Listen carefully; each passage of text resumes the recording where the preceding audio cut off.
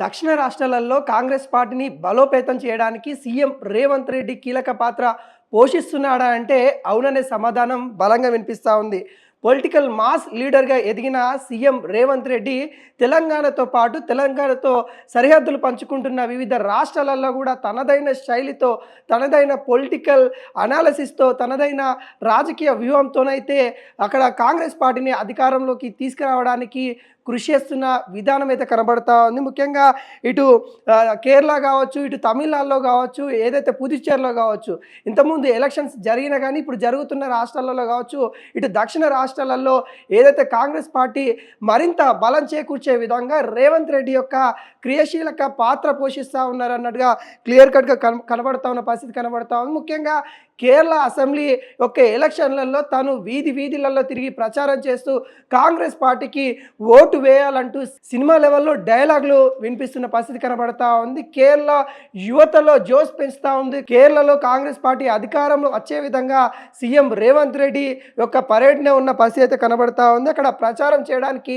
కీలకంగా అక్కడ క్యాంపెయినింగ్ చేయడానికి రేవంత్ రెడ్డి వెళ్ళి అక్కడున్న అసెంబ్లీ స్థానాలు ఏవైతే ఉంటాయో కీలకమైన అసెంబ్లీ స్థానాల్లో తన యొక్క ప్రసంగం అయితే వినిపిస్తూ ఉన్నారు. అక్కడ వారి యొక్క మాతృభాషతో, వారి యొక్క భాషలలో తన యొక్క ప్రసంగనాలు కూడా అక్కడ ఉన్న యువతకు కూడా చాలా ఉత్సాహాన్ని నింపిస్తున్న పరిస్థితి కనబడతా ఉంది. అనేక విధాలుగా ముఖ్యంగా గతం 10 సంవత్సరాల నుండి అధికారంలో ఉన్న ఎల్డీఎఫ్ పార్టీని విమర్శిస్తూ తాను చేస్తున్న వ్యాఖ్యలు ఏవైతే ఉన్నాయో ఆ వ్యాఖ్యలు కూడా అక్కడ ఉన్న ప్రజలు కూడా ఆలోచించే విధంగా తన వ్యాఖ్యలు ఉన్నట్టు కూడా మనకైతే కనిపిస్తూ ఉన్నాయి. బీజేపీ మరియు ఎల్డీఎఫ్ రెండు పార్టీలు కూడా అంతర్గత ఒప్పందాలు ఉన్నాయి అన్నట్టుగా సీఎం రేవంత్ రెడ్డి చేసిన వ్యాఖ్యలు కూడా ఇటు తెలంగాణలో ఉన్న రాజకీయ నేతలు అంటే కమ్యూనిస్టు భావజాలు ఎవరైతే ఉన్నారో వాళ్ళంతా కూడా ఖండిస్తున్న పరిస్థితి కనబడతా ఉంది.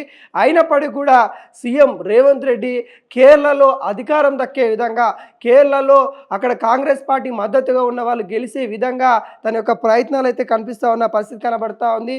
అదేవిధంగా సినిమా డైలాగ్ కూడా సీఎం రేవంత్ రెడ్డి వాళ్ళ యొక్క మాతృభాషలో అక్కడ మోహన్ లాల్ చాలా పెద్ద స్టార్ అని కూడా మనం చెప్పుకోవచ్చు.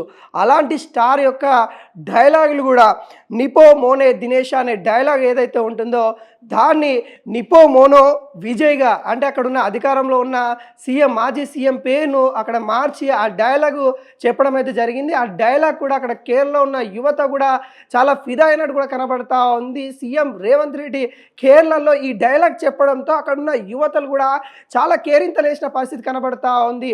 అంటే తెలంగాణలో కూడా మనం చూస్తాం సీఎం రేవంత్ రెడ్డి మాట్లాడేటప్పుడు తన యొక్క మాట తీరు, తన యొక్క యాస తీరు కూడా చాలామంది కూడా అర్థమయ్యే విధంగా ఉంటుంది. అయితే ఇతర రాష్ట్రాలకు వెళ్ళినప్పుడు కూడా అదే విధంగా తన యొక్క ప్రసంగన ఉండడం కాంగ్రెస్ పార్టీకి చాలా ప్లస్ అని కూడా మనం చెప్పుకోవచ్చు.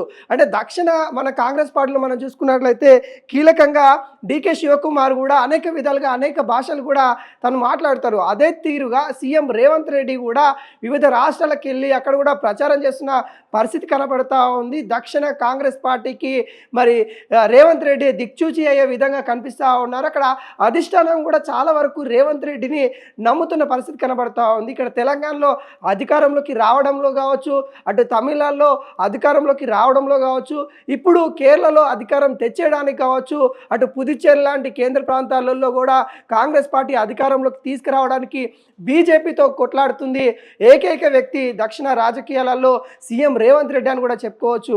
అనేక విధాలుగా తన యొక్క ప్రసంగనాలు ఉంటున్నాయి.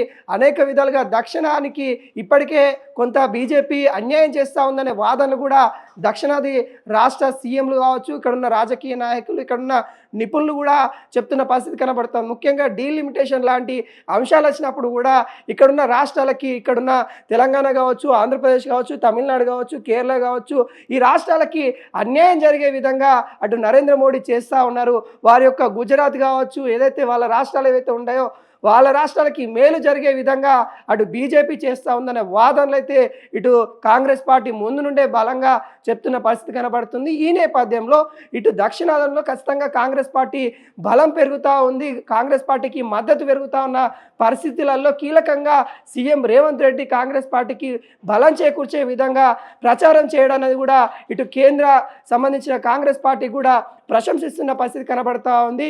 కీలకంగా మరి సీఎం రేవంత్ రెడ్డి ఇటు రాష్ట్ర రాజకీయాలలో కాదు దేశ రాజకీయాలలో కూడా కీలక పాత్ర పోషిస్తూ ఉన్నారు అన్నట్టుగా ఈ అన్ని అంశాలు కూడా నిదర్శనంగానే చెప్పుకోవచ్చు.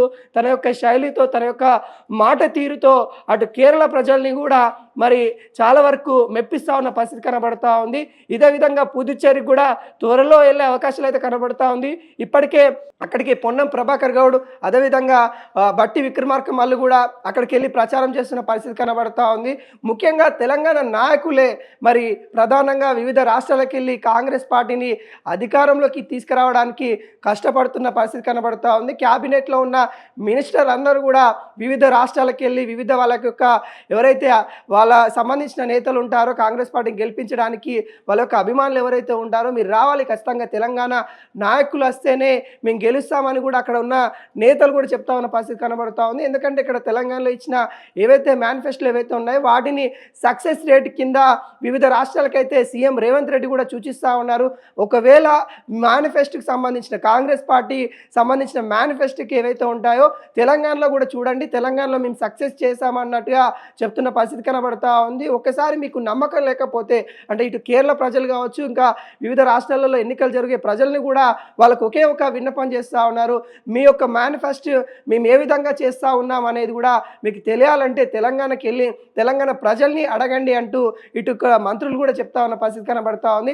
మరి చూడాలి, సీఎం రేవంత్ రెడ్డి చాలా కష్టపడుతూ ఉన్నారు. మరి ఆ కష్టానికి ఫలితం మరి కాంగ్రెస్ పార్టీకి గిఫ్ట్గా ఇవ్వబోతా ఉన్నారా, ఇటు కేరళలో గెలవబోతా ఉన్నారని మరికొద్ది రోజులలో తెలిసే అవకాశాలు అయితే కనబడతా ఉంది. మరి ఎలక్షన్స్ కూడా ఎంతో సమయం అయితే లేదు, దాదాపుగా ఈ 9వ తారీఖు అయితే ఎలక్షన్స్ అయితే ఉండే పరిస్థితి కనబడతా ఉంది. తర్వాత ఎలక్షన్ సంబంధించిన రిజల్ట్ కూడా త్వరలో వచ్చే అవకాశాలు అయితే ఉన్నాయి. కాబట్టి మరి సీఎం రేవంత్ రెడ్డి కాంగ్రెస్ పార్టీ గెలవాలని కూడా తప్పిస్తబోతా ఉన్నాడు. మరి చూడాలి ఎంతవరకు కాంగ్రెస్ పార్టీ గెలుస్తుందనేది, మరి ఎంతవరకు తెలంగాణ రాష్ట్ర మంత్రుల యొక్క వాళ్ళు వెళ్ళిన క్యాంపెయినింగ్ చేసిన నియోజకవర్గాలలో గెలుస్తారా, లేకుంటే అక్కడున్న ప్రత్యామ్నాయ పార్టీలు గెలుస్తాయా అనేది కూడా చూడాల్సిన పరిస్థితి కనబడతా ఉంది.